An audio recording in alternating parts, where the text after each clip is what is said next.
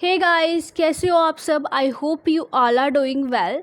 सो students की demand थी कि मैम JNK रीऑर्गेनाइजेशन एक्ट 2019 लाया जाए, तो मैं लेके आ गई हूँ ये लेक्चर। ठीक है, तो वन मोर इम्पॉर्टेंट पॉइंट कि इसको हम वन शॉर्ट वीडियो में कवर नहीं करेंगे बिकॉज ये एक्ट इट्सेल्फ बहुत लंबा है, अबाउट 103 सेक्शंस है इसमें, तो हम इसको 2 वीडियो लेक्चर्स में कंप्लीट करेंगे। सो एंड तक वीडियो को ज़रूर देखिएगा ताकि आपको सारे कॉन्सेप्ट इसके रिगार्डिंग जो भी हैं वो कवर हो जाएं। ओके, सो चलिए स्टार्ट करेंगे मोटिवेशन कोट के साथ। ओके, सो देखते हैं क्या लिखा हुआ है। Successful people are always looking for opportunities to help others. गौर फरमाइएगा क्या लिखा हुआ है यहाँ पे। Unsuccessful people are always asking what is in it for me. ठीक है, तो गाइस 2 तरीके के लोग होते हैं ज़िंदगी में।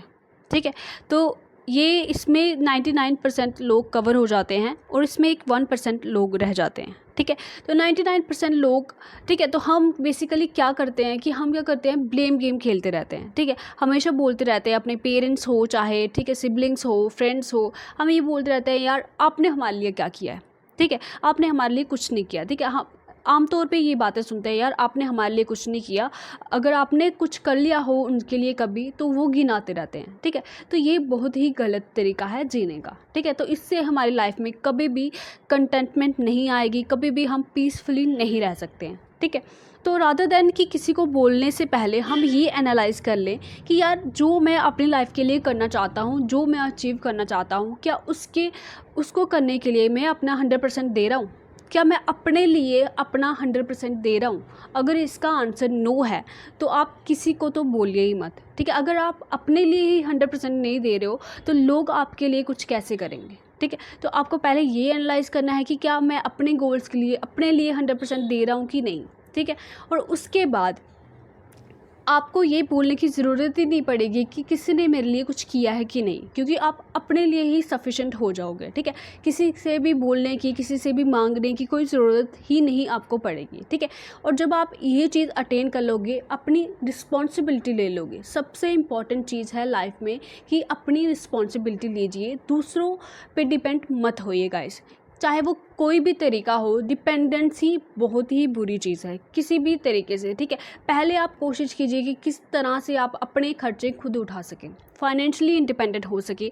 देखिए गाइस, ये एग्ज़ाम्स का चक्कर चलता रहेगा। ठीक है, इनका कोई भरोसा नहीं है कब होंगे कब नहीं होंगे। ठीक है, तो आप दिन के 12 घंटे तो पढ़ते नहीं होंगे। ठीक है, तो 12 घंटे कोई पढ़ भी नहीं सकता है। ठीक है, 12 घंटे लगातार कोई पढ़ भी नहीं सकता है। तो उसमें से आप 2 घंटे ऐसे निकालिए गाइस, उसमें आप कुछ ऐसा करिए जिससे आप फाइनेंशियली फ्री हो सके, अपने खर्चे उठाने के लिए काबिल हो सके। ठीक है, तो ये आपको पढ़ने में भी हेल्प करेगा। बिकॉज अगर आप ये नहीं करोगे ना तो आपको यही सताएगा, यार कब मेरे को अपने जो मैं अपने पाँव पे खड़ा होऊंगा, ये सब करूँगा। ठीक है, तो आपको दूसरों से मांगना भी नहीं पड़े। ठीक है, तो होता है पेरेंट्स से, ठीक है, मांग मांग के वो भी थक जाते हैं, यार कब तक तुमको खिलाएंगे। ठीक है, 30 साल की, 26 साल की, 27 साल की उम्र हो गई है तुम्हारी। तो सबसे पहले कीजिए, चाहे आप साइड वाइज ट्यूशन्स पढ़ाइए। ठीक है, 2 घंटे दिन में निकालिए, ट्यूशन्स पढ़ाइए जिससे आपके खर्चे पूरे हो जाएं। ठीक है, और साइड वाइज आप अपना पढ़ते भी रहिए गाइस। ठीक है, ये मैं आपको रिकमेंड करूँगी। वो सही टाइम कभी नहीं आएगा कि जब आप सोचोगे नहीं यार ये वाला एग्ज़ाम दे देता हूँ, ये वाला एग्ज़ाम दे देता हूँ। उसकी पढ़ाई कीजिए, मैक्सिमम टाइम उसके लिए रखिए, मगर साइड वाइज जो टाइम आप वेस्ट कर रहे हो उसको अपनी फाइनेंशियल इंडिपेंडेंस में लगाइए। ओके, और दूसरी बात यहाँ पे ये है कि जब आपने अपनी रिस्पॉन्सिबिलिटी ले ली ना, जब आप समझने लगे कि यार जो भी मेरी लाइफ में है, पहले मैं अपने लिए सब कुछ करूँगा रादर देन दूसरों से ये मांगूंगा। ठीक है, दूसरी बात ये आती है कि फिर आप कहाँ पे शिफ्ट होइए, सिर्फ अपने लिए नहीं सोचिए। जब आप ये चीज़ एक्वायर कर लोगे, पहले आपने अपने लिए ही सोचना है, मगर सेकेंड टाइम आपने ये सोचना है कि यार मेरी वजह से किसी की लाइफ में कोई वैल्यू ऐड हो सकती है क्या। ठीक है, this is the most important thing. अगर आपने ज़िंदगी में आगे सिर्फ अपने लिए ही सोचा, अपने लिए ही जिए, अपने लिए ही मरे, तो वो तो सब करते हैं गाइस। आप डिफरेंट कहाँ से हुए। ठीक है, तो सब करते हैं। ठीक है, जानवर भी करते हैं। ठीक है, खाते हैं, बच्चे पैदा करते हैं, सब कुछ वो करते हैं। ठीक है, तो हम में और जानवरों में क्या डिफरेंस रह जाएगा। तो दूसरी पॉइंट ये है कि क्या हम अपनी वजह से किसी की लाइफ में कुछ ना कुछ वैल्यू ऐड कर पा रहे हैं। ठीक है, वैल्यू इन द केस कि अगर किसी को हमारे सपोर्ट की ज़रूरत है, अगर कोई डिप्रेस्ड है, क्या हम उसको मोटिवेट कर पा रहे हैं। ठीक है, इन द गुड वे। और दूसरी बात ये कि अगर किसी को भी हमारे किसी तरह से भी हेल्प की ज़रूरत है तो हम अपने जो सेल्फलेस तरीके से क्या हम उसकी हेल्प कर पा रहे हैं, चाहे छोटी ही करिए, ठीक है। अगर आपके एक्शन से किसी का भी छोटा सा भी पॉजिटिव चेंज आता है उसकी लाइफ में, उसकी लाइफ बेहतर होती है, तो आपकी लाइफ का जो पर्पस है वो सक्सेसफुल हो जाएगा गाइस। ज़िंदगी में इससे बड़ा क्या है कि अगर आपकी वजह से किसी की ज़िंदगी में एक नई होप आए, उसको एक नई दिशा मिले, ठीक है। तो डिस्करेज तो सब कोई करता है, दूसरों को नीचे हर कोई दिखाता है, नीचे सब कोई दिखाता है, मगर कुछ चंद ही लोग होते हैं दुनिया में जो दुनिया के लिए काम करते हैं और सेल्फलेसली ऑनेस्ट होके अपने काम के साथ साथ दूसरों का भी ख्याल रखते हैं, ठीक है। तो आपको ऐसे पर्सन बनना है ताकि दुनिया आप पे प्राउड करे, ठीक है। जैसे हमारे APJ अब्दुल कलाम साहब थे, जैसे हमारे अटल बिहारी जी थे, ठीक है, हमारे महात्मा गांधी जी थे। तो चाहे वो इस दुनिया में नहीं है मगर उनका नाम जो है वो आज भी दुनिया में ज़िंदा है। आपको भी ऐसा अपना नाम बनाना है। मुझे पता है मेरे लर्नर्स बहुत ही ब्यूटीफुल हैं, बहुत ही एक लर्निंग मोड में हैं, ठीक है, हमेशा सीखते रहते हैं चाहे परिस्थिति कैसी भी हो, ठीक है। तो आपको अपना ध्यान रखना है और साथ में इस दिशा में वर्क करना है। देखिएगा, मैंने अपनी लाइफ में इसको अप्लाई किया है, तभी मैं आपको बोल रही हूँ, इसको अप्लाई करके देखिएगा, आपकी लाइफ ड्रास्टिकली चेंज हो जाएगी और आपकी लाइफ में सिर्फ एक ही चीज़ बचेगी, दैट इज़ ब्लेसिंग्स। ओके, सो बहुत लंबा लेक्चर हो गया, तो चलिए स्टार्ट करते हैं। सो एक्ट को पढ़ने से पहले हम कुछ इम्पॉर्टेंट फैक्ट्स को डिस्कस कर लेते हैं जो आपके एग्ज़ाम पॉइंट ऑफ व्यू से इम्पॉर्टेंट है और आपके एग्ज़ाम में पूछे गए हैं और पूछे जा सकते हैं। ओके, सो सबसे पहले हम डिस्कस करेंगे कि ये बिल जो है वो इंट्रोड्यूस किसने किया था, ठीक है। सबको पता ही होगा, ये होम मिनिस्टर अमित शाह जी ने किया था, ठीक है। कहाँ पे किया था? सबसे पहले राज्यसभा में किया था, इम्पॉर्टेंट है। डेट कौन सी थी? 5 अगस्त 2019 थी, ये भी इम्पॉर्टेंट है। फिर उसके बाद क्या हुआ? उसके बाद पास हो गया बिल, ठीक है, पास बाय द राज्यसभा। फेवर में कितने मेंबर्स थे? 125 मेंबर्स थे और अगेंस्ट में 61 मेंबर्स थे। याद हो गया? 125 मेंबर्स फेवर में थे और अगेंस्ट में 61 मेंबर्स थे, ठीक है। नेक्स्ट क्या हुआ? फिर बिल इंट्रोड्यूस हुआ लोकसभा में। लोकसभा में कब इंट्रोड्यूस हुआ? 6 अगस्त 2019 में लोकसभा में बिल इंट्रोड्यूस हुआ अमित शाह जी के द्वारा ही। ओके, तो फेवर में कितने वोट आए? 370 वोट आए और अगेंस्ट में 70 वोट आए, ठीक है। तो आर्टिकल 370 रिवोक हो रहा था, ठीक है। तो ये आप याद रख सकते हैं कि लोकसभा में 370 मेंबर्स फेवर में थे और 70 मेंबर्स अगेंस्ट में थे। ओके, तो याद रह गया आपको? नहीं रहा याद कि राज्यसभा में पहले इंट्रोड्यूस हुआ था, लोकसभा में पहले बाद में इंट्रोड्यूस हुआ था? देखिए किस तरह से याद रखेंगे। देखिए राजा जो पहले आता ना, जैसे अगर हम बात करें, ठीक है, पहले राजा लोग होते थे, तो सबसे पहले बिल किसको दिखाया जाएगा? राजा को दिखाया जाएगा, मतलब राज्यसभा में इंट्रोड्यूस होगा, ठीक है। तो उसके बाद किसको दिखाया जाएगा? लोगों को दिखाया जाएगा, ठीक है। लोगों, ये वो वाला लोगों नहीं है, लोगों को दिखाया जाएगा तो लोकसभा, ठीक है। इस तरह से याद रखेंगे, पहले बिल राजा को दिखाया जाएगा, फिर लोगों को दिखाया जाएगा। तो इस तरह से आपको याद रहेगा। ये आप कोई भी ट्रिक बना सकते हैं। अगर देखिए कन्फ्यूज़न हो जाती है कई बार, ठीक है। तो इतना कुछ होता है ना, जब लास्ट टाइम में आपके एग्ज़ाम हो रहा था तो बहुत कुछ माइंड में चल रहा होता है, तो उस दौरान कई बार कन्फ्यूज़न हो जाती है। तो अब रिएक्शन ऑफ द बिल होगा कुछ, ठीक है। तो क्या रिएक्शन रहा राज्यसभा में इस बिल का? तो 2 मेंबर्स ऑफ द PDP, ठीक है, PDP के 2 मेंबर्स ने इंडियन कॉन्स्टिट्यूशन की जो कॉपीज़ थी वो फाड़ डाली, ठीक है। और कांग्रेस तो बाहर ही चली गई, बोलती कि हम इसमें पार्टिसिपेट ही नहीं करेंगे। फिर जो मेंबर थे जनता दल के, उन्होंने बायकॉट कर ली वोटिंग, कि हम वोट ही नहीं करेंगे इस बिल के रिगार्डिंग, ठीक है। अब रिएक्शन लोकसभा में भी हुआ होगा, तो उसमें क्या हुआ कि ऑल इंडिया तृणमूल कांग्रेस और जनता दल ने वॉकआउट कर लिया। इंडियन नेशनल कांग्रेस और नेशनलिस्ट कांग्रेस और समाजवादी पार्टी ने इस बिल को क्या किया? अपोज किया, ठीक है। अब आगे क्या हुआ इसके बाद? इसकी वजह से आपको सब पता ही है, ठीक है। 35,000 पैरामिलिट्री ट्रूप्स कश्मीर में भेजे गए, ठीक है। अब यहाँ पे इंपॉर्टेंट एक फैक्ट आ जाता है कि जो चीफ आर्किटेक्ट था, ठीक है, जो मेन पर्सन थे आर्टिकल 370 के रिलेटेड, जिन्होंने ये प्रोविज़न रखा था इंडियन गवर्नमेंट के सामने, तो वो कौन थे? शेख अब्दुल्ला जी थे, ठीक है। तो चीफ आर्किटेक्ट ऑफ आर्टिकल 370 कौन थे? शेख अब्दुल्ला जी थे, ठीक है। अब कुछ फीचर्स ऑफ द एक्ट पढ़ लेते हैं हम, ठीक है। तो आर्टिकल 370 को रिवोक करने की जो पावर है वो कौन देता है, तो वो आर्टिकल 370 ही देता है। ठीक है। तो power conferred by clause 3 of the article 370 read with clause 1 of the article 370। तो ये ही उसको पावर देता है बेसिकली, पार्लियामेंट को, ये प्रेसिडेंट को ये पावर देता है कि वो on the recommendation of the parliament, ठीक है, तो ये प्रेसिडेंट को पावर देता है कि ये पार्लियामेंट की रिकमेंडेशन पे आर्टिकल 370 को रिवोक कर सकती है। ठीक है, आगे पढ़ते हैं। This act supersede 1954 presidential order, जिसमें क्या था 35A, जिसमें इंक्लूड किया गया था। ठीक है, तो बेसिकली हम अगर छोटा सा एक कंसेप्ट ले आर्टिकल 370 का, बेसिकली है था क्या ये, ठीक है, थोड़ी फंबलिंग हो जाती है गाइस बीच में। ठीक है, तो आर्टिकल 370 बेसिकली क्या था, तो ये ग्रांट करता था एक ऑटोनॉमस स्टेटस।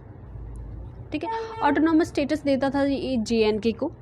ठीक है, तो इसमें क्या होता था कि पार्लियामेंट जो होती थी ना, जो इंडियन पार्लियामेंट थी, तो उसको JNK गवर्नमेंट का अप्रूवल लेना पड़ता था for applying the central law. ठीक है, वो कोई भी ऐसे लॉज बिना जम्मू कश्मीर की गवर्नमेंट के वो जम्मू कश्मीर में अप्लाई नहीं कर सकते थे। ठीक है, एक्सेप्ट, मगर कुछ चीज़ें ऐसी थी वो डायरेक्ट अप्लाई कर सकते थे, जैसे कि फॉरेन अफेयर्स होंगे, ठीक है, फाइनेंस हो गया, कम्युनिकेशन हो गया, तो ये कुछ चीज़ें थी, जैसे डिफेंस हो गया। ठीक है, तो ये सब कुछ चीज़ें थी जो इंडियन गवर्नमेंट जो थी, पार्लियामेंट थी, तो उसको जम्मू कश्मीर की गवर्नमेंट को पूछने की ज़रूरत नहीं थी, मगर बाकी सब लॉज को एप्लीकेबल करने के लिए जम्मू कश्मीर में उनकी गवर्नमेंट से अप्रूवल लेना पड़ता था। ओके, और ये आल्सो प्रिवेंट करता था कि जो आउटसाइड सिटीज़न है, ठीक है, जो स्टेट के JNK स्टेट के सिटीज़न नहीं होते थे, उनको जम्मू कश्मीर में जो प्रॉपर्टी है वो भी लेने की इजाज़त नहीं थी। ठीक है, अब आर्टिकल 35A, ठीक, आर्टिकल 35 जो इंडियन कॉन्स्टिट्यूशन में इंक्लूड हुआ वो 1954 के प्रेसिडेंशियल ऑर्डर से इंक्लूड हुआ था। तो तब के प्रेसिडेंट कौन थे, डॉक्टर राजेंद्र प्रसाद। ठीक है, तब प्रेसिडेंट कौन थे, डॉक्टर राजेंद्र प्रसाद जी प्रेसिडेंट थे। तो उनके ही ऑर्डर से ये क्या हुआ, आर्टिकल 35A इंट्रोड्यूस हुआ। तो इसमें क्या था, बेसिकली इसमें था कि ये फुल पावर देता था लेजिस्लेचर को। ठीक है, JNK के लेजिस्लेचर को ये फुल पावर देता था कि वो डिसाइड करे कि कौन परमानेंट रेजिडेंट है JNK के। ठीक है, ये पावर किसको थी, JNK की गवर्नमेंट को थी डिसाइड करने के लिए कि परमानेंट रेजिडेंट जम्मू कश्मीर के कौन है।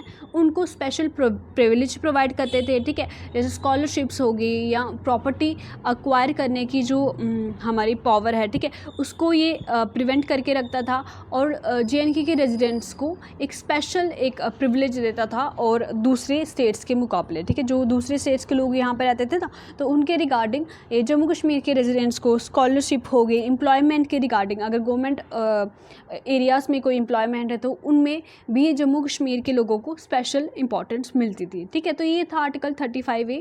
तो इसको सुपरसीड कर दिया गया, रिप्लेस कर दिया गया इसी एक्ट से। और फिर अगर हम बात करें तो आर्टिकल 239A, ठीक है, अमेंडमेंट से ये पर्टिकुलर एक्ट जो है वो ऐड हुआ था। ये एप्लीकेबल हो गया जम्मू कश्मीर को, जैसे कि UT पुडुचेरी का है with legislature. Okay, so simple शब्दों में हम समझे कि जो UT पुडुचेरी में जो आर्टिकल एप्लीकेबल है ना, वही सेम JNK में एप्लीकेबल है। इंपॉर्टेंट है आपके एग्जाम पॉइंट ऑफ व्यू से, याद रखिएगा। जो मैं इंपॉर्टेंट बोल रही हूँ ना, वो आपके एग्जाम के क्वेश्चन बने होते हैं, या तो वो बहुत इंपॉर्टेंट होते हैं जहाँ आपके एग्जाम के किसी ना किसी आपके एग्जाम में आए होते हैं। ठीक है, याद रखिएगा कि 239A आर्टिकल है और उसके रिगार्डिंग UT पुडुचेरी में ये आर्टिकल जो एप्लीकेबल है वही सेम आर्टिकल जम्मू कश्मीर में भी एप्लीकेबल है। ठीक है, विद लेजिस्लेचर। ठीक है, यहाँ पे जो है लोअर हाउस होगा। ठीक है, मगर अगर हम लद्दाख की बात करें तो ये सिमिलर है UT चंडीगढ़ के विदाउट लेजिस्लेचर। ठीक है, यहाँ पे लेजिस्लेचर नहीं होगा, यहाँ पे लेजिस्लेटिव असेंबली नहीं होगी, याद रखेंगे सभी। ओके, अब बात आती है आर्टिकल 3 की। अब ये पार्लियामेंट को पावर कौन देता है कि वो इस तरह से स्टेट को बाइफ्रिकेट करे या ये सब डिसीजन ले सके। ठीक है, तो बेसिकली यहाँ पे आर्टिकल 3 है जो इंडियन कॉन्स्टिट्यूशन का, वो एम्पावर करता है इंडियन पार्लियामेंट को कि वो क्या करे, एक स्टेट बना सकता है bye separation of the UT. एक यूटी को सेपरेट करके वो स्टेट बना सकता है, और बाय यूनाइटिंग 2 और मोर स्टेट्स, यहाँ दो, एक से ज़्यादा, मतलब एक या दो स्टेट को मिला के वो एक नई स्टेट बना सकता है, या पार्ट ऑफ द स्टेट्स को मिला के बना सकता है। मगर गाइस अगर आप देखो यहाँ पे कहीं भी नहीं लिखा हुआ है कि स्टेट को सेपरेट करके वो यूटी, मतलब स्टेट से वो यूटी बना सकता है, ठीक है, ये कहीं भी नहीं लिखा है, मगर फिर भी उन्होंने किया है, ठीक है। तो ये आर्टिकल 3 याद रखिएगा, यही इंडियन पार्लियामेंट को पावर देता है कि ये स्टेट को सेपरेट करें और यूटी बनाए, या किसी भी दो स्टेट को यूनाइट करके वो एक नई स्टेट बना सकते हैं, ठीक है। तो इस तरह से ये चलता है। अब बात आती है कि जो जम्मू कश्मीर रीऑर्गेनाइजेशन एक्ट है ना, ये भी वन लाइनर में आप याद रखेंगे कि जो JNK रीऑर्गेनाइजेशन एक्ट है वो 70th year of Republic of India में इनेक्टेड हुआ था, ठीक है। तो 70th ईयर चल रहा है जो जब से इंडिया रिपब्लिक हुआ है, तो उसमें ये इनेक्ट हुआ था। अगर वन लाइनर में आएगा तो याद रखेंगे, ओके। सो नेक्स्ट हम बात करते हैं जम्मू कश्मीर रीऑर्गेनाइजेशन एक्ट में कितने सेक्शंस हैं, कितने पार्ट्स हैं और कितने शेड्यूल्स हैं, ओके। सो यहाँ पे देखेंगे हम कितने पार्ट्स हैं। एक्ट यहाँ पे हैं, इस एक्ट में बेसिकली 103 सेक्शंस हैं, 14 पार्ट्स हैं और 5 शेड्यूल्स हैं, ठीक है। तो अब किस तरह से इसको याद रखेंगे, देखिए मैंने यहाँ पे कुछ यहाँ पे क्या किया है, मैंने इसको हाईलाइट किया हुआ है, ठीक है। 103 सेक्शंस है, ठीक है, 3 को हाईलाइट किया है, 14 पार्ट्स है, 4 को हाईलाइट किया है और 5 शेड्यूल्स है, ठीक है। तो इस तरह से थोड़ी सी ट्रिक बनाएंगे। 103 सेक्शंस हैं, 14 पार्ट है, 3 के बाद 4, 4 के बाद 5। तो इस तरह से अगर आपको लर्न रह सके तो बहुत ही अच्छा होगा। सो गाइस, मैंने यहाँ पे इंडेक्स में कुछ एक्ट्स, सारे के सारे एक्ट्स जो हैं उनके मैंने टाइटल्स प्रोवाइड किए हुए हैं, ठीक है। जैसे पार्ट फर्स्ट में प्रिलिमिनरी हो गया, पार्ट सेकंड डील करता है reorganisation of the state of Jammu Kashmir, part third deal करता है रिप्रेजेंटेशन ऑफ द लेजिस्लेचर, ठीक है। तो इस तरह से ये 14 पार्ट हैं, इनका टाइटल आप खुद से रीड आउट कर लेंगे और 1 बाय 1 सेक्शंस के साथ मैं आपको इनको एक्सप्लेन भी करती चलूँगी। और यहाँ पे 5 शेड्यूल्स की बात की गई है, ये भी हम कवर करते हुए चलेंगे, ओके। सो पार्ट फर्स्ट जो है बेसिकली दैट इज़ प्रिलिमिनरी, ठीक है। तो पार्ट फर्स्ट जो है उसमें बेसिकली सेक्शन 1 में क्या दिया हुआ है, शॉर्ट टाइटल दिया हुआ है इस एक्ट का कि इस एक्ट को कहा क्या जाएगा, ओके। सो दिस एक्ट में be called the Jammu and Kashmir reorganisation act 2019। तो इस नाम से इस एक्ट को जाना जाएगा। और सेकंड सेक्शन 2 में, ठीक है, सेक्शन 2 में कुछ डेफिनेशंस दी गई हैं, इतनी इंपॉर्टेंट नहीं है, और जो भी डेफिनेशंस होंगी उनको हम डिफ़ाइन करते जाएंगे सेक्शन वाइज, ओके। सो आपका यहाँ पे कोई भी पॉइंट छूटेगा नहीं, हम कवर कर लेंगे सारा कुछ। पार्ट सेकंड आता है हमारे पास, ठीक है। पार्ट फर्स्ट हो गया प्रिलिमिनरी, पार्ट सेकंड आ गया reorganisation of the state of Jammu and Kashmir, ठीक है। तो उसको किस तरह से रीऑर्गेनाइज किया गया ये हम पढ़ेंगे। तो सबसे पहले यहाँ पे सेक्शन आती है सेक्शन 3, ठीक है, इंपॉर्टेंट हो जाती है। तो ये डील करती है with the formation of union territory of Ladakh, ठीक है। तो मैंने आपको पहले ही बताया है कि इसमें लेजिस्लेचर नहीं होगा, ठीक है, इसमें लेजिस्लेटिव असेंबली नहीं होगी। सॉरी, ये क्या हो गया,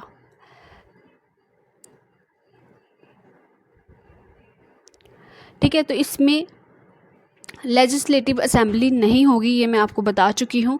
तो इसमें कौन कौन सी टेरिटरीज आएंगी, ओके। सो इसमें टेरिटरीज, 2 ही टेरिटरीज आएंगी। देखिए पहले जम्मू कश्मीर स्टेट में 22 डिस्ट्रिक्ट हुआ करती थी, ठीक है। तो उनमें से जो 2 डिस्ट्रिक्ट है that is Kargil and Leh district, ये किस में इंक्लूड होंगी, अभी यूटी ऑफ लद्दाख में होंगी, okay. Okay, so section 4 deal करता है with the formation of the UT of Jammu Kashmir with legislature comprising the territories other than दो स्पेसिफाइड इन द सेक्शन 3, ठीक है। अभी हमने पढ़ा कि सेक्शन 3 में कौन कौन सी टेरिटरी की बात की गई है जो कि हमारे लद्दाख यूटी में आएंगी, that is Kargil and Leh, ठीक है। करगिल और लेह को छोड़ के जितनी भी डिस्ट्रिक्ट बचती है ना बाकी, वो सारी किस में आएगी, जम्मू कश्मीर में आएगी। इंपॉर्टेंट है और सिंपल भी है, ठीक है।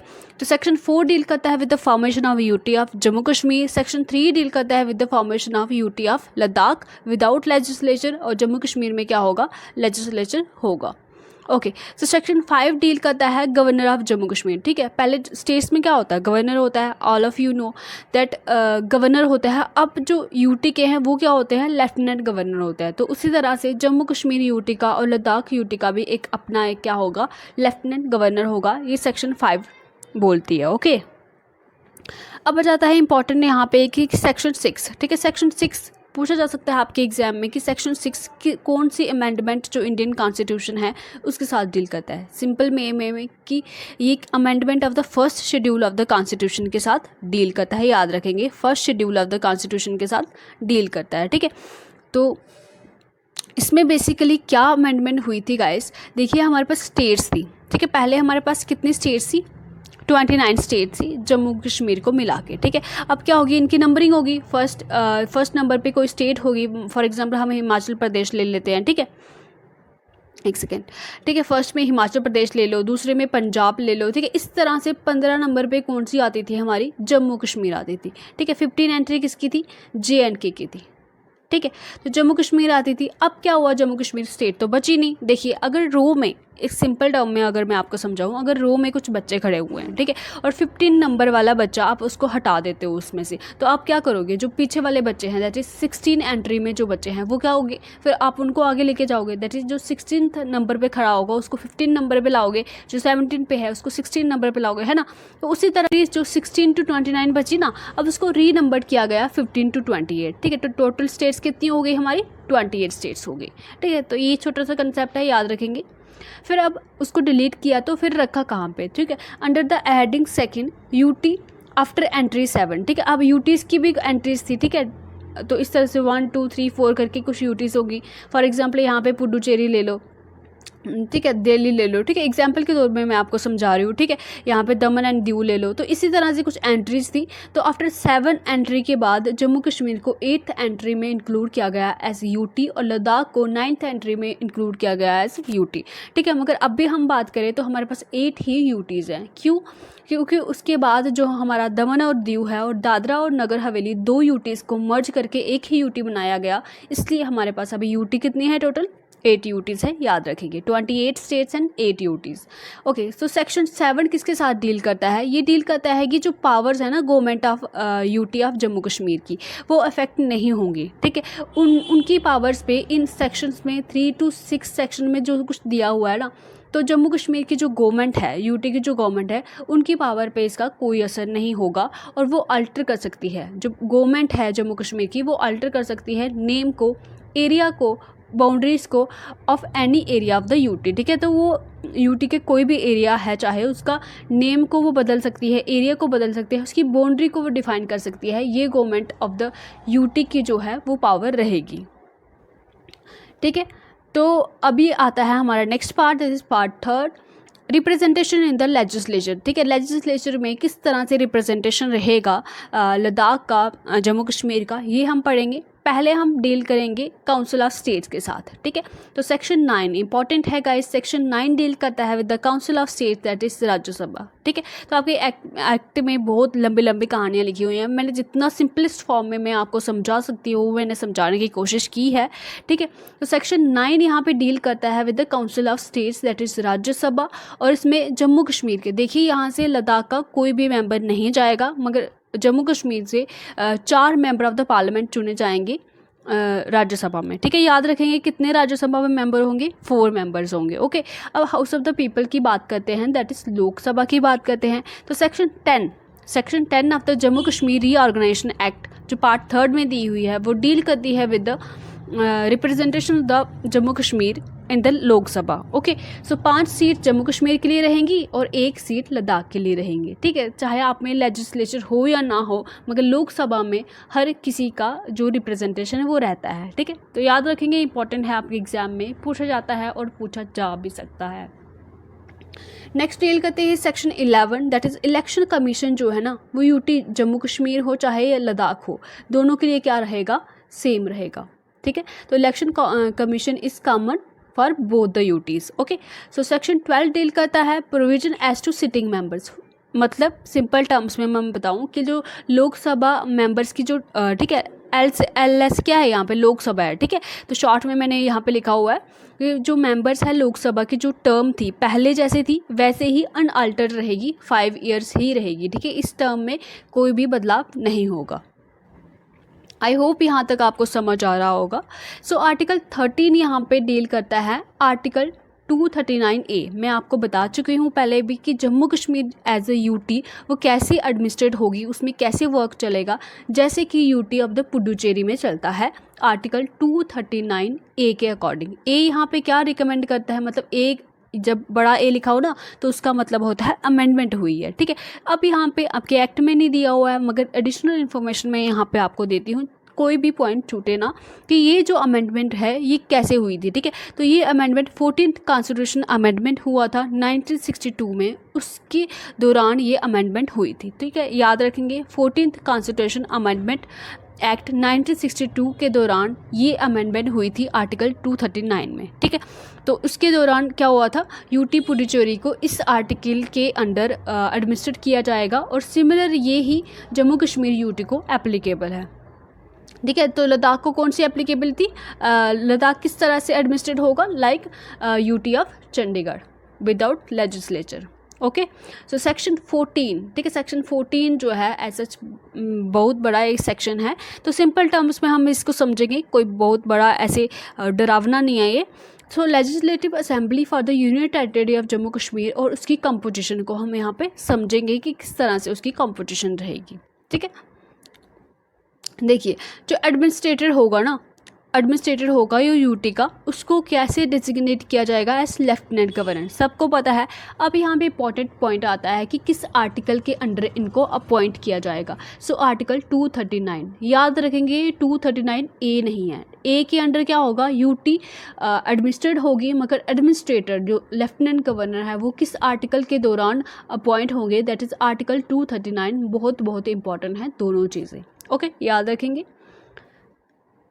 या नेक्स्ट यहाँ पे आ जाता है कि there shall be legislative assembly for Jammu Kashmir, ये हमने पढ़ लिया है कि यहाँ पे लेजिस्लेटिव असेंबली होगी, लोअर हाउस होगा, ठीक है, ठीक है। जैसे पार्लियामेंट में लोकसभा और राज्यसभा होती है ना, तो इसी तरह से लोकसभा की तरह ही ये लेजिस्लेटिव असेंबली होती है, ओके। सो यहाँ पे टोटल नंबर ऑफ सीट्स की अगर हम बात करें लेजिस्लेटिव असेंबली में, वो कितनी रहेंगी, 107 रहेंगी जम्मू कश्मीर में, ठीक है। तो मगर बोला गया कि आफ्टर डीलिमिटेशन ये सीट्स कितनी इंक्रीज़ होएंगी, फ्यूचर में 114 हो जाएंगी, ये भी आप याद रखिएगा, इंपॉर्टेंट हो जाता है, ठीक है। तो बाद में ये इंक्रीज़ होके 114 हो जाएंगी, ठीक है। तो 24 सीट्स जो है वो वैकेंट रहेगी फॉर पॉक के लिए, ठीक है। पॉक मतलब पाकिस्तान ऑक्युपाइड एरिया, उसके लिए भी यहाँ पे इन 107 में से जो 24 सीट्स है ना वो किसके लिए रहेंगी, एक सेकेंड, वो पॉक के लिए रहेंगी, ठीक है। मगर अभी तक मगर जो 24 सीट्स है वो वैकेंट रहेंगी जब तक कि इस एक्ट में लिखा हुआ है कि जब तक कि हम पॉक को दोबारा से ऑक्युपाई ना कर लें तो तब तक ये सीट्स वैकेंट रहेंगी। उसके बाद उन्हीं के जो मेंबर्स हैं वो इस सीट्स को रिप्रेजेंटेशन देंगे, ओके। सो इसमें ये भी कहा गया है कि पॉक को हम वापस लेंगे और बाद में वहाँ की सीट्स को क्या किया जाएगा, फिल किया जाएगा, ओके। सो यहाँ पे एक आता है बात की डीलिमिटेशन ऑफ असेंबली, ठीक है। जो मैंने मार्क किया हुआ है ना गाइस, जो मैंने हाईलाइट किया हुआ है, तो वो सेक्शंस बहुत इंपॉर्टेंट है, आपके एग्जाम में पूछी गई हैं, मगर जो भी उसके आसपास की एग्ज़ाम में आने की गुंजाइश है ना, जो भी वो भी मैंने ऐड की हुई है, ठीक है। तो याद रखेंगे आप कि जो डीलिमिटेशन ऑफ असेंबली कॉन्स्टिट्यूएंसी, ठीक है, मतलब कि डीलिमिटेशन क्या होता है, बेसिकली रीडिफाइन करना बाउंड्रीज़ को। जो डीलिमिटेशन पहले होती थी ना अकॉर्डिंग टू द ऑर्डर 1995, वो ड्यूटी वो जम्मू कश्मीर को एप्लीकेबल था, ये delimitation of the assembly constituencies order 1995, मगर अब ये अमेंड हो गया है और अब डीलिमिटेशन किसके अकॉर्डिंग होगी, third schedule of this act, ठीक है। जो थर्ड शेड्यूल में दिया हुआ है ना प्रोसीजर, उस तरह से ये डीलिमिटेशन होगी। अब इस ऑर्डर के थ्रू डीलिमिटेशन नहीं होगी, बस इतना दिया हुआ है, ठीक है। इंपॉर्टेंट नहीं है, बस याद रखिएगा, ठीक है। अब इम्पॉर्टेंट, वेरी इंपॉर्टेंट गाइस, जो सीट्स हैं, ठीक है, सीट्स रहेंगी रिज़र्व एससी और एसटी के लिए, ठीक है। तो सीट्स रिज़र्व रहेंगी एससी और एसटी के लिए लेजिस्लेटिव असेंबली में, इंपॉर्टेंट है, आपके एग्ज़ाम में पूछा जा सकता है, ठीक है। तो किस तरह से सीट्स रहेंगी एससी और एसटी के लिए, ये रहेंगी according to the proportion of their population, ठीक है। ये हमने पंचायती राज एक्ट में भी पढ़ा था। अब टोटल पॉपुलेशन किसके अकॉर्डिंग लेंगे हम, 2011 का जो सेंसस है ना उसके अकॉर्डिंग यहाँ पे पॉपुलेशन लेंगे, जब तक कि न्यू सेंसस नहीं हो जाता है, ओके। अब नेक्स्ट सेक्शन 14 के अंडर ही ये सब क्लास 8 है, ओके। सेक्शन 14 के अंडर ही ये सारे चल रही हैं, देखिए यहाँ पे देखिए सेक्शन 14 है, उसके अंदर ये सब क्लासेस चल रही है, सब सेक्शन चल रही है, सॉरी, ठीक है। सेक्शन 14 के अंदर ये सब सेक्शन 1 है, सब सेक्शन 2 है, ठीक है, ये उसकी ही सब सेक्शन चल रही है अभी ऐसे, ठीक है। तो यहाँ तक हमने कर लिया। अब जो रिजर्वेशन जो एससी और एसटी के लिए है ना लेजिस्लेटिव असेंबली में, ठीक है, एलए क्या है, लेजिस्लेटिव असेंबली है, याद रखेंगे। तो रिजर्वेशन जो एससी और एसटी के लिए रहेगी legislative assembly of Jammu Kashmir, वो सीज, ठीक है, cease on the same date on which the reservation of seat for SC and ST in the Lok Sabha cease under article 334। Simple शब्दों में मैं समझाऊं कि जब जो रिजर्वेशन है एससी और एसटी के लिए, ठीक है, जो जब लोकसभा में ये रिजर्वेशन ख़त्म हो जाएगी ना, ठीक है, जो आर्टिकल 334 इसके साथ डील करता है, cessation of the reservation of the SC and STs in Lok Sabha, ठीक है, जब लोकसभा में इनकी रिजर्वेशन ख़त्म हो जाएगी ना, तो उसी डेट को एससी और एसटीज की रिजर्वेशन हमारी जम्मू कश्मीर की लेजिस्लेटिव असेंबली में भी ख़त्म हो जाएगी, ठीक है। तो ये इतनी सी बात है। ये कहाँ पे दिया हुआ है, आर्टिकल 334 में दिया हुआ है, ये याद रखेंगे। So section 15 very very important guys, ये बहुत इंपॉर्टेंट है। सेक्शन 15 वीमेन के रिलेटेड कोई भी सेक्शन हो तो इम्पॉर्टेंट हो जाती है, बिकॉज हम स्पेशल हैं, है ना। तो ऐसी कोई बात नहीं है। तो section 15 basically representation of the women's के साथ डील करता है। अगर लेफ्टिनेंट गवर्नर को ये लगता है कि जो वीमेंस हैं वो लेजिस्लेटिव असेंबली में एडिक्वेटली रिप्रेजेंटेड नहीं हैं, उनकी जो जितनी पॉपुलेशन होनी चाहिए उतनी नहीं है, तो वो अपने जो लेफ्टिनेंट गवर्नर है वो 2 मेंबर्स जो है, 2 वीमेन मेंबर्स को लेजिस्लेटिव असेंबली में क्या कर सकते हैं, नॉमिनेट कर सकते हैं। ये लेफ्टिनेंट गवर्नर की पावर है। ओके, तो सेक्शन 15 याद रखेंगे, सेक्शन 15 डील करता है रिप्रेजेंटेशन ऑफ वुमेन, जिसमें लेफ्टिनेंट गवर्नर 2 वीमेन मेंबर्स को लेजिस्लेटिव असेंबली में अपॉइंट कर सकते हैं, ठीक है, अगर वो एडिक्वेटली रिप्रेजेंटेड नहीं है। ओके, सो सेक्शन 16 डील करता है with the qualification of 4 members of legislative assembly, ठीक है। अब लेजिस्लेटिव असेंबली में जो मेंबर्स होंगे तो वो उनकी क्या क्वालिफिकेशन रहेंगी, कौन से मेंबर इनके बन सकते हैं, ठीक है। तो पहले पॉइंट आ जाएगा हमारे पास कि सिटीज़न ऑफ इंडिया होना चाहिए। ऑब्वियस सी बात है, अगर हमारे लेजिस्लेटिव असेंबली में कोई अपॉइंट होगा तो वो इंडिया का ही होना चाहिए, और नॉट लेस देन 25 ईयर्स, याद रखेंगे, इंपॉर्टेंट है, 25 साल से कम उसकी एज नहीं होनी चाहिए। ओके, सो 25 ईयर्स से कम उनकी एज नहीं होनी चाहिए, याद रखेंगे। नेक्स्ट आता है सेक्शन 17, वो डील करता है with the duration of the legislative assembly. तो कितनी ड्यूरेशन रहेगी, 5 ईयर्स ड्यूरेशन रहेंगी, याद रखेंगे। ओके, फिर आ जाता है हमारा section 18, sessions of legislative assembly, prorogation and dissolution. So student, section 18 जो डील करती है session of the legislative assembly, prorogation and dissolution के साथ, ठीक है। प्रोरोगेशन बेसिकली क्या हो गया, डिसकंटिन्यूएशन। ओके, सो लेफ्टिनेंट गवर्नर की जो पावर होती है कि वो क्या करेंगे, लेजिस्लेटिव असेंबली की जो मीटिंग्स हैं उनको कंडक्ट कराएंगे फ्रॉम टाइम टू टाइम, मगर ये ध्यान रखना होगा कि एक मीटिंग और दूसरी मीटिंग के बीच में जो गैप है वो 6 मंथ से ज़्यादा नहीं होना चाहिए, ठीक है। 6 मंथ के अंदर अंदर ही उनको दूसरी मीटिंग भी लेजिस्लेटिव असेंबली की कंडक्ट करानी होगी, ठीक है। और एक और फंक्शन है यहाँ पे लेफ्टिनेंट गवर्नर का दिया हुआ है कि वो प्रोरिग्यू कर सकते हैं हाउस को, दैट इज़ वो टाल सकते हैं, ठीक है, और डिसॉल्व कर सकते हैं लेजिस्लेटिव असेंबली को, ठीक है, टर्मिनेट कर सकते हैं, एंड कर सकते हैं, तो ये भी लेफ्टिनेंट गवर्नर कर सकते हैं। ओके, सो सेक्शन 19 बहुत इंपॉर्टेंट है गाइस, पूछ सकते हैं आपसे कि स्पीकर और जो डेप्यूटी स्पीकर हैं लेजिस्लेटिव असेंबली के, उनको कौन अपॉइंट करता है या उनको कौन चूज़ करता है, क्या लेफ्टिनेंट गवर्नर चूज़ करते हैं, लेजिस्लेटिव असेंबली चूज़ करती है, ठीक है। तो आपको याद रखना है कि लेजिस्लेटिव असेंबली ही स्पीकर और डिप्टी स्पीकर को चूज़ करती है। कौन चूज़ करता है, लेजिस्लेटिव असेंबली चूज़ करती है। और अगर इनका रिमूवल कराना हो ना, अगर स्पीकर और डिप्टी स्पीकर को किसी भी वजह से रिमूव करना हो तो उनको लेजिस्लेटिव असेंबली को एटलीस्ट 14 डेज़ का, एक सेकेंड, ठीक है, 14 डेज़ का क्या करना पड़ेगा, नोटिस देना पड़ेगा स्पीकर या डिप्टी स्पीकर को उनके रिमूवल से पहले। ओके, फिर आ जाता है हमारा सेक्शन 20, ठीक है।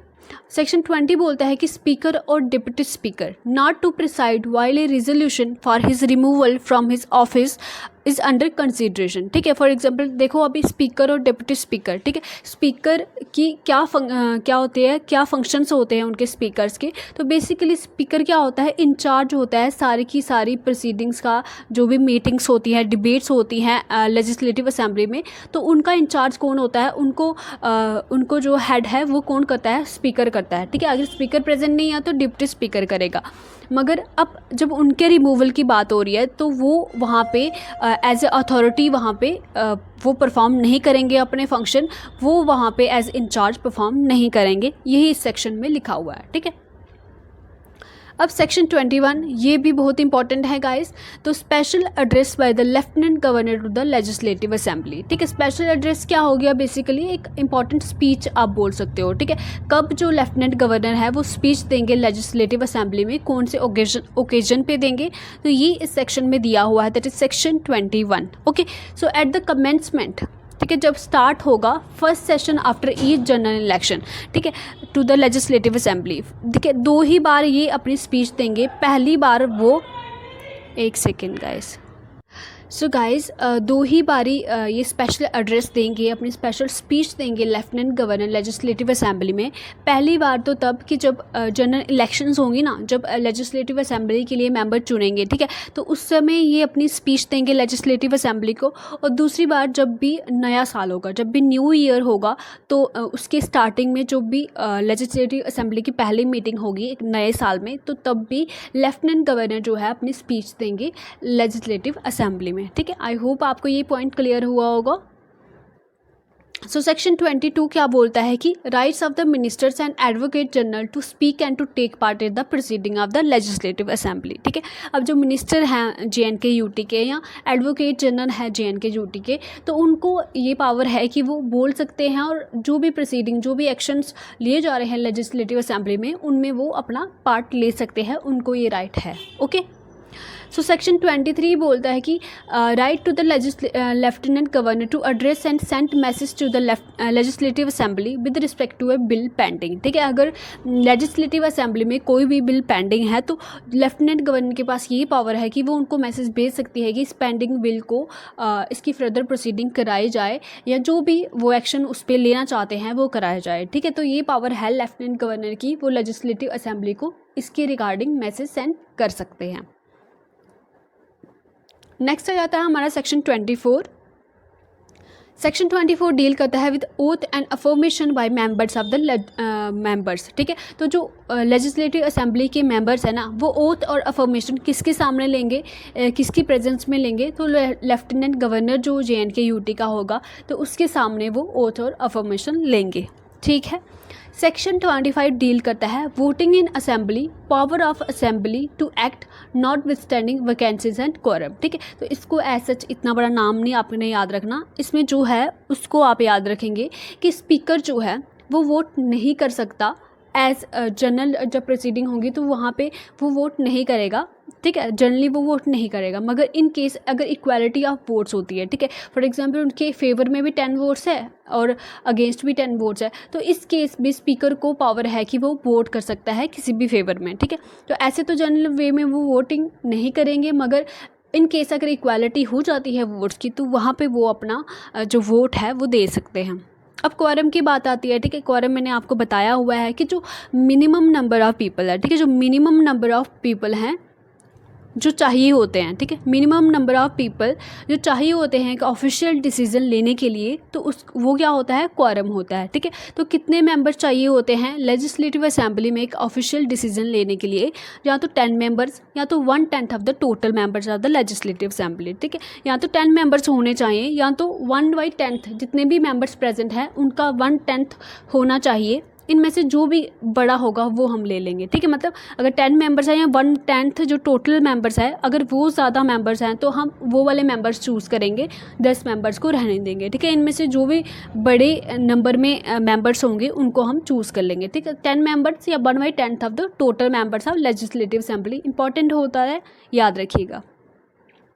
ओके तो यहाँ पे एक और स्पीकर का एक फंक्शन आता है कि अगर क्वारम नहीं है, फॉर एग्जांपल अगर कोई मीटिंग होने जा रही है और वहाँ पे क्वारम नहीं है, मिनिमम 10 मेंबर्स भी नहीं हैं, तो उस समय स्पीकर ये ड्यूटी बन जाती है कि या तो वो लेजिस्लेटिव असेंबली को एडजर्न कर दे, ठीक है, कुछ समय के लिए टाल दे, या तो वो सस्पेंड कर दे तब तक जब तक कि क्वारम उस मीटिंग के लिए बनने जाता, उतने मिनिमम नंबर ऑफ जो मेंबर्स है वो वहाँ पे आ नहीं जाते, तब तक वो उस मीटिंग को होने नहीं देगा। ये स्पीकर की रिस्पॉन्सिबिलिटी बनती है। ओके, सो पूछ सकते हैं आपको। सो 26 सेक्शन जो है वो डील करता है वेकेशन ऑफ सीट्स, ठीक है। तो no person shall be a member of both of parliament and legislative assembly, ठीक है। कोई भी एक पर्सन दो पोजीशन होल्ड नहीं करेगा, वो एमएलए भी और मेंबर ऑफ द पार्लियामेंट भी वो एक समय पे नहीं हो सकता, ये इस सेक्शन में दिया हुआ है। और एक मोस्ट इंपॉर्टेंट बात यहाँ पे दी हुई है कि लेजिस्लेटिव असेंबली एक मेंबर को कब उसकी सीट को वेकेंट डिक्लेयर कर सकती है, ठीक है। अगर कोई मेंबर लगातार 60 डेज़ के लिए लेजिस्लेटिव असेंबली की कोई भी मीटिंग को अटेंड नहीं करता है, वो एब्सेंट रहता है, तो लेजिस्लेटिव असेंबली की ये पावर है कि वो उसकी सीट को डिक्लेयर कर सकते हैं वेकेंट, ठीक है, उसकी सीट को वेकेंट डिक्लेयर कर सकते हैं, ठीक है।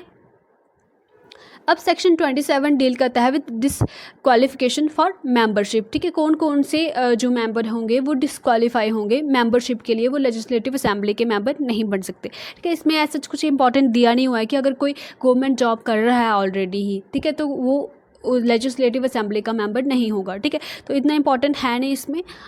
नेक्स्ट चलते हैं section 28, disqualification on ground of defection for being a member, the provision of the 10th schedule of the constitution apply to the member of legislative assembly। तो इसको हम ध्यान से समझ लेते हैं एक बार। तो डिफेक्शन होता है क्या है, बेसिकली डिफेक्शन होता है, ठीक है, दल बदलना, बोलते हैं ना दल बदलने वाला इंसान है ये, ठीक है। तो दल बदलना, ये जो 10th शेड्यूल है ना कॉन्स्टिट्यूशन का, ठीक है, तो ये इसको हम क्या बोलते हैं, एंटी डिफेक्शन लॉ भी बोलते हैं। क्या बोलते हैं, एंटी डिफेक्शन लॉ भी बोलते हैं, ठीक है। तो ये एमपीज़ को, एमएलएज़ को प्रिवेंट करता है कि ये अपनी पार्टीज़ को ना, पॉलिटिकल पार्टीज़ को फ्रीक्वेंटली स्विच करने में, मतलब अभी आपने एक दिन एक पार्टी ज्वाइन की, दूसरे दिन आप दूसरी पार्टी ज्वाइन कर रहे हो because of your personal profit. आपको अभी लग रहा है कि ये पार्टी अच्छी नहीं है, मुझे वहाँ से ज़्यादा बेनिफिट मिल सकता है, तो आप स्विच करते रहोगे। तो इस तरह से कैसे कानून चलेगा, ठीक है। तो ये जो 10th शेड्यूल है कॉन्स्टिट्यूशन का, एक सेकेंड, ठीक है, 10th schedule of the Indian constitution, basically ये 52nd कॉन्स्टिट्यूशन अमेंडमेंट से ऐड हुआ था 1985 में, ठीक है।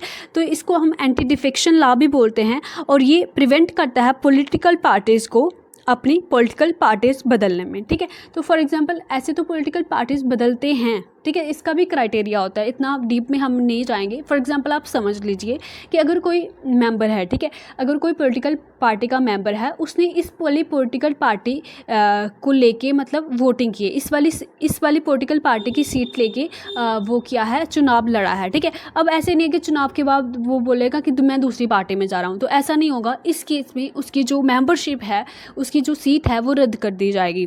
दूसरा केस ये हो सकता है कि अगर कोई इंडिपेंडेंट है, ठीक है, इंडिपेंडेंट है कोई पर्सन, किसी भी पॉलिटिकल पार्टी से जुड़ा नहीं हुआ है, और जब वो जीत जाता है तो उसके आफ्टर इलेक्शन वो किसी पॉलिटिकल पार्टी में जुड़ता है, तो भी उसकी जो सीट है उसको रद्द किया जाएगा, उसकी जो मेंबरशिप है उसको रद्द किया जाएगा, बिकॉज वो पहले इंडिपेंडेंट था और अब वो पॉलिटिकल पार्टी में जुड़ा है। तो इस तरह से कुछ क्राइटेरिया हैं।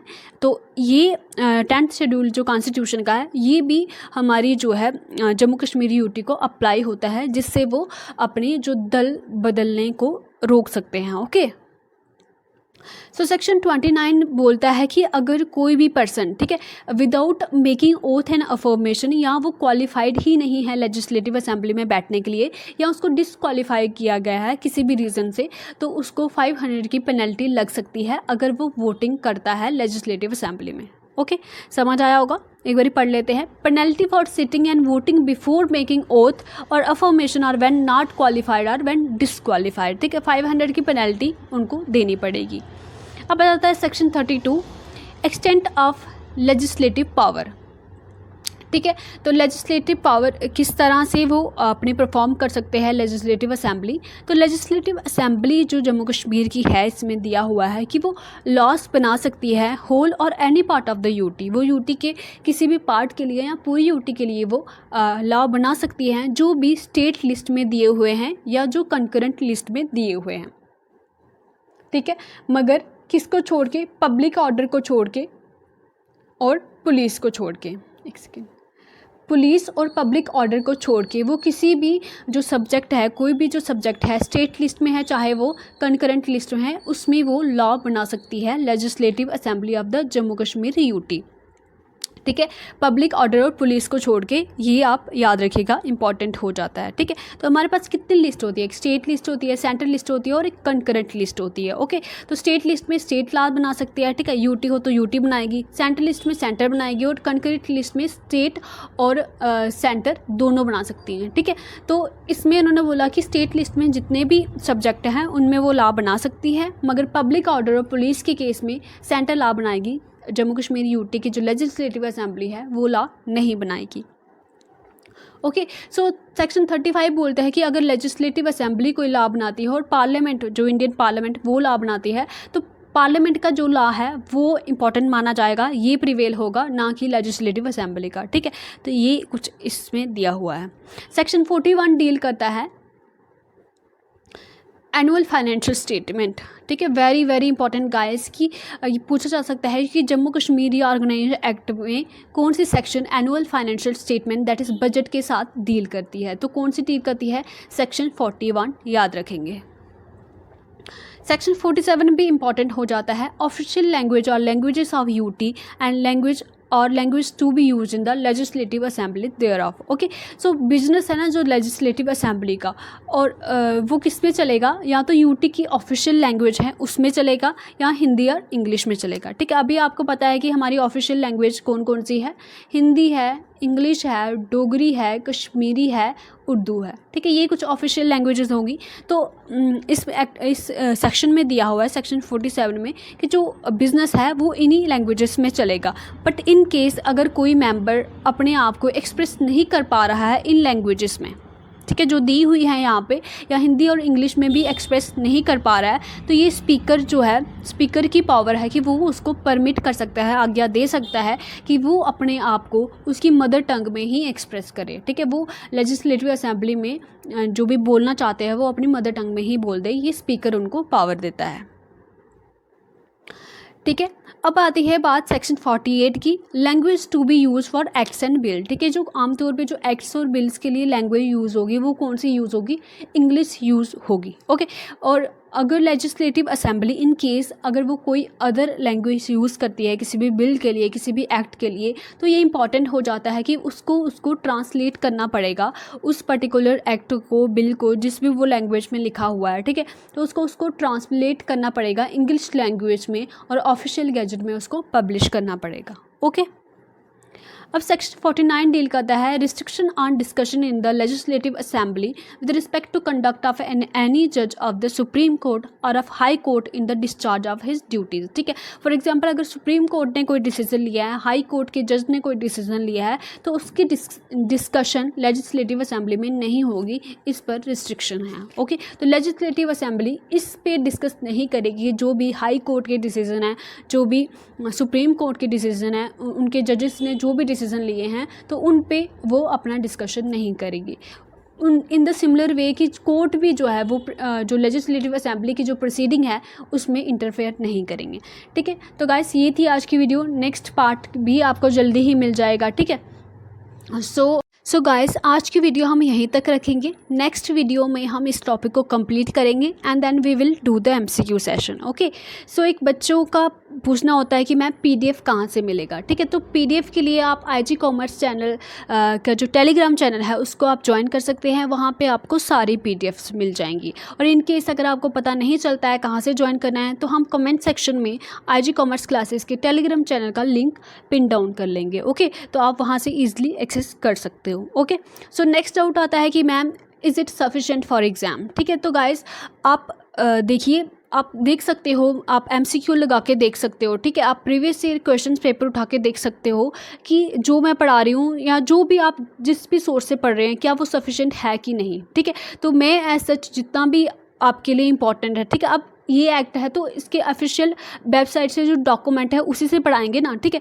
तो जो डॉक्यूमेंट में इंपॉर्टेंट सेक्शंस हैं जो भी इस एक्ट में है वो मैं आपको सारा ही करा रही हूँ। इसके बाहर इससे क्या आएगा। ठीक है, जो भी इंपॉर्टेंट फैक्ट्स थे आपके एग्जाम में पूछे जा सकते हैं वो भी मैं कवर करा रही हूँ। ठीक है, तो मैं एज सच आपको कंप्लीट सारा कुछ प्रोवाइड कर रही हूँ। और अगर कुछ छूट भी जाता है, मुझे लगता है फ्यूचर में कि मैंने ये चीज़ कवर नहीं की है, तो वो भी मैं आपको 1 बाय 1 कवर कराती चलूँगी। मगर आपको सब लेक्चर्स को फॉलो करना पड़ेगा, क्या पता मैं कौन से लेक्चर में वो चीज़ आपको बता दूँ। ठीक है, तो मैं आपको MCQ सेशंस में भी ऐड ऑन कराती जाती हूँ। ठीक है, तो आपको मल्टीपल सोर्सेज नहीं लेनी है गाइस, चाहे आप मेरा लीजिए, मेरे से पढ़िए, किसी और से पढ़िए अगर आपको मेरा समझ नहीं आता है। मगर अगर आप मल्टीपल सोर्सेज लोगे ना तो आपके इतने बल्क में नोट्स बन जाएंगे, लास्ट में आपको समझ ही नहीं आएगा कि रिवाइज क्या करें। ठीक है, तो सोर्स लिमिटेड रखना बहुत इंपॉर्टेंट है गाइस। ठीक है, तो इतने सारे सोर्सेज से नहीं पढ़ना है कि आप कन्फ्यूज ही हो जाओ। ठीक है, तो आपको एक स्टैंडर्ड का सोर्स देखना है कि ये सोर्स हमें कैसा प्रोवाइड कर रहा है, उस पर स्टिक होना है और फिर मल्टीपल MCQs आपको लगाने हैं। ठीक है, तो यही एक तरीका हो सकता है। बाकी इतने सारे चैनल्स इतना कुछ पढ़ा रहे हैं, ठीक है, तो इंसान कंफ्यूज हो जाता है, एक चैनल से थोड़ा सा पढ़ा, दूसरे चैनल से थोड़ा सा पढ़ा, तो ये सब आपने नहीं करना है। आपको ये पहचानना होना चाहिए कि कौन सा सही सोर्स है। ओके, सो आज के लिए बस इतना ही। बाकी आप खुश रहिए और खुशियाँ बांटते रहिए। Bye bye guys, take care.